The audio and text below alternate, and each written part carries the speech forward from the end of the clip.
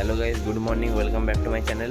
मैं अभी जा रहा हूँ मेरे दादाजी का सुपर बैग लेके गैस स्टेशन गैस सिलेंडर लाने के लिए। तो गाइस ये है ऑफिस, यहाँ पर आपको बिल दिखाना पड़ता है फिर सिलेंडर मिलता है। गाइस मैं सिलेंडर लेके घर आ गया हूँ, फिर मैं चला गया इस दुकान पर एक ब्रेड लेने के लिए।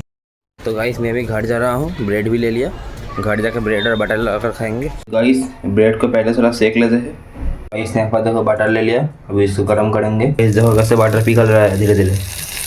तो गाइस अभी इसको काटा जा रहा है और अभी इसका बटर देंगे ऊपर से।